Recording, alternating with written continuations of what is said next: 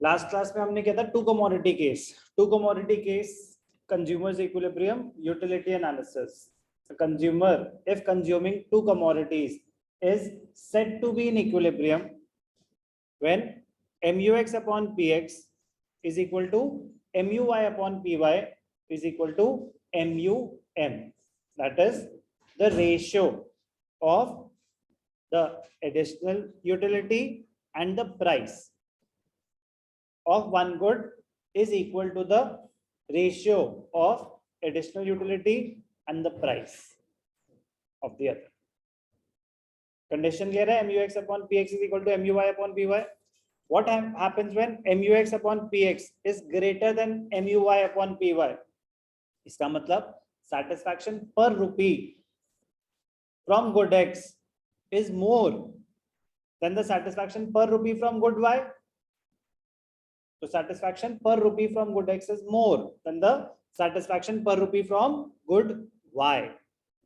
तो आपको x ज्यादा बेनिफिट दे रहा है, you will increase the consumption of good x and reduce the consumption of good y. As you increase the consumption of good x, mux starts falling, and as you reduce the consumption of good y, muy starts rising.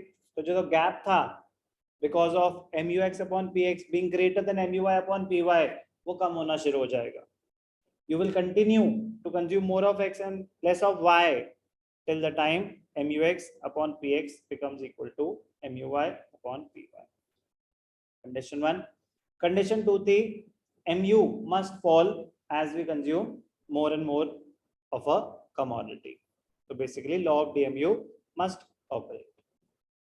तो ये हम कर चुके हैं utility analysis. बस एक चीज discuss करनी थी, अगर ग्राफ आ जाए बनाने को तो इसका ग्राफ बड़ा डिफरेंट सा होता है. ध्यान से देखेंगे, rarest of the rare case में आता है, बट प्लीज मतलब अगर आपने नहीं कर रखा तो सपने में भी नहीं बना पाओगे.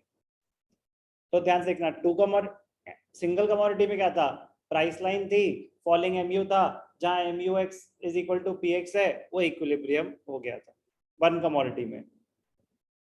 टू कमोडिटी में ध्यान से देखेंगे क्या हो रहा है. टू कमोडिटी केस, आप दो ग्राफ्स एक साथ बना रहे हो. एक तरह से ध्यान से देखना, दो ग्राफ एक साथ बना रहे हो मतलब एक ग्राफ आपने यू बनाया और एक ग्राफ आपने यू बनाया. समझ आ रही है बात? एक ग्राफ यू और दूसरा ग्राफ यू. कैसे? नीचे तो एक्स एक्सिस है, यूनिट्स ऑफ अ कमोडिटी, तो जो एक ग्राफ है उसकी डायरेक्शन यू जा रही है और जो दूसरा ग्राफ है उसकी डायरेक्शन यू आ रही है. तो एक आपका यू है और एक आपका यू. तो अगर यहाँ पे ले लें हम good X, left hand side पे good X, right hand side पे गुड वाई, तो एमयू एक्स इसके हिसाब से. तो जब आप एक्स का बना रहे हैं तो भूल जाओ कि वाई एग्जिस्ट करता है. तो सिंपल सी बात हो जाएगी फिर. फर्स्ट यूनिट पे एमयू एक्स क्या है? 20. तो फर्स्ट यूनिट पे क्या हो जाएगा? 20. प्लॉटिंग समझ आ गई? कोई डाउट तो नहीं है इसमें? सेकेंड यूनिट पे क्या है? 14, 12, 7. तो 14, 12, 7 और लास्ट में 5 इधर से, ये 5 ये है ना, यहाँ से ये यहाँ से ले रहे हैं हमें. x तो ये है, समझ आ रहा है मैं क्या बोल रहा हूँ? और y का जब होगा तो 16, 12, 8, 5, 3. अब भूल जाओ कि x एग्जिस्ट करता है, अब आपको इधर वाली एक्सिस से मतलब है. तो फर्स्ट यूनिट पे कितना है? 16. अब फर्स्ट यहाँ से शुरू हो रही है, तो ये 4 नहीं, ये 1 है. तो फर्स्ट पे कितना है? ये रहा 16. समझ आई बात? 2 पे कितना है? 12. 2 पे कितना है? 12. तो 12, 12 फिर 8, 5, 3. तो फॉलिंग MUX, फॉलिंग MUY, जहां पे दोनों कर्व इंटरसेक्ट करेंगे, that will be the point of equilibrium. Graph में अजम्पशन ली गई है कि दोनों का प्राइसेस सेम थे. अगर प्राइसेस अलग होते तो MUX अपॉन PX का ग्राफ बनता, MUY अपॉन PY का ग्राफ बनता. जहां पे वो इक्वल होते वो पॉइंट ऑफ इक्विलिब्रियम होता. अगर आप डायरेक्टली आप कह रहे हो कि equilibrium is attend when MUX is equal to MUY, तो इसका मतलब आपने अज्यूम कर लिया ना कि PX दोनों का बराबर था. यस और नो? तभी डायरेक्टली मार्जिनल यूटिलिटी कंपेयर हो सकती है. I repeat, two commodity case का अगर एग्जाम में क्वेश्चन आया डायग्राम बनाने का, तो इम्पॉसिबल है कि बना पाओगे अगर पहले 2-3 बार खुद नहीं बना रखा, इम्पॉसिबल है कि बना पाओगे। तो प्लीज, ठीक है ना, बना लेंगे। तो diagrammatic explanation of consumer's equilibrium two commodity case. Consumer's equilibrium two commodity case हम ऑलरेडी कर चुके थे, बस ये ग्राफ बचा था, तो उस टाइम पे लास्ट में जल्दी में नहीं कराना चाहता था। तो 2 ग्राफ साइमल्टेनियसली बने, एक इधर से एक इधर से, ठीक है। बाकी तो सब हम ऑलरेडी कर ही चुके हैं। In the diagram mu from x is taken on the OY axis, इसकी बात कर रहा है, ये है ना OY, ये OY, ये OY डैश, ठीक है। From the table it is obvious that consumer will spend first rupee, अब ध्यान से देखना, वो ध्यान से देखना। चलो, एक इंटरेस्टिंग पॉइंट होता है, आपने डिसाइड करना है कि क्या लें। पहले यूनिट का MUX 20 है, MUY 16 है, पहले क्या कंज्यूम करोगे, x या y? x कंज्यूम करोगे। तो सबसे पहले आपने लिया 1 यूनिट ऑफ x, यस और नो।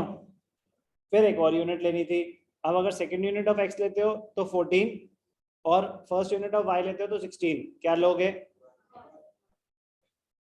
थर्ड यूनिट लेनी थी, ये x लोगे तो 14, y लोगे तो 12, फिर 1 यूनिट ऑफ x, फिर 1 यूनिट ऑफ y, फिर 1 यूनिट। अब यहाँ पे दोनों इक्वल आ रहे हैं, तो ऐसे डिसाइड होता है कि क्या कंज्यूम करें। तो ध्यान से देखेंगे,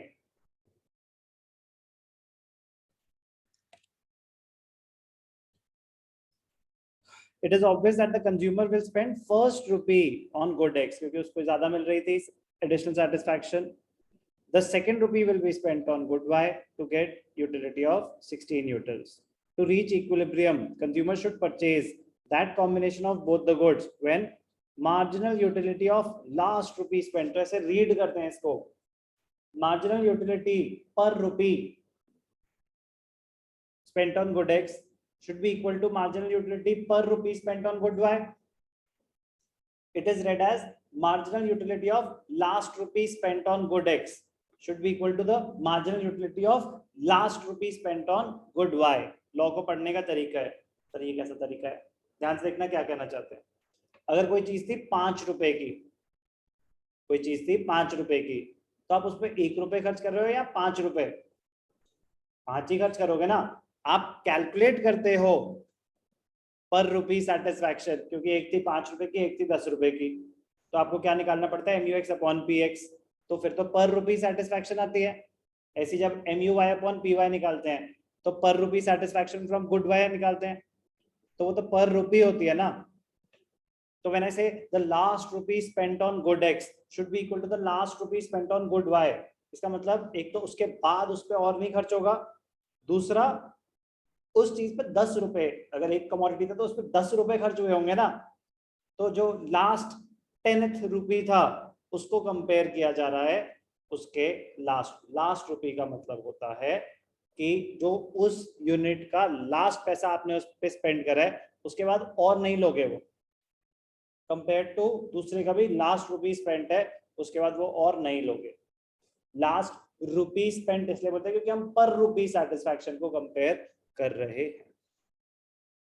क्योंकि सर ये भी तो बोल रहे थे कि last unit consumed of that good, ये भी तो बोल सकते थे लास्ट रुपी ही क्यों बोल रहे हैं, लास्ट रुपी इसलिए बोल रहे हैं क्योंकि पर रुपी सेटिस्फैक्शन को कंपेयर किया जाता है कि 2 units of x 3 units of y, तो last unit of x last unit of y, आपके लिए तो x की लास्ट यूनिट ही थी सेकंड, अगर y 3 है तो लास्ट यूनिट तो y की थर्ड ही थी, तो यूनिट्स में क्यों नहीं बात कर रहे, कह रहे क्योंकि कंपेयर क्या किया था, MUX upon PX, what is that, पर रुपी सेटिस्फैक्शन, तो इसलिए last rupee spent on good X should be equal to the last rupee spent on good Y. Language की interpretation. दूसरा MU must fall. It happens at point E when consumer buys 3 units of X and 2 units of Y, जो test है, ठीक है। Total satisfaction, ये सारी बातें general है। Total satisfaction की अगर इसकी आप 3 यूनिट्स ले रहे हो तो इसको टोटल कर दो, 2 यूनिट्स ले रहे हो इसको, तो टोटल सेटिस्फैक्शन तो जनरल बात है। कंडीशन हम ऑलरेडी कर चुके थे। मेन जो मुझे डिस्कस करना था कि इसका ग्राफ बनाना पड़ गया तो ग्राफ कैसे बनेगा।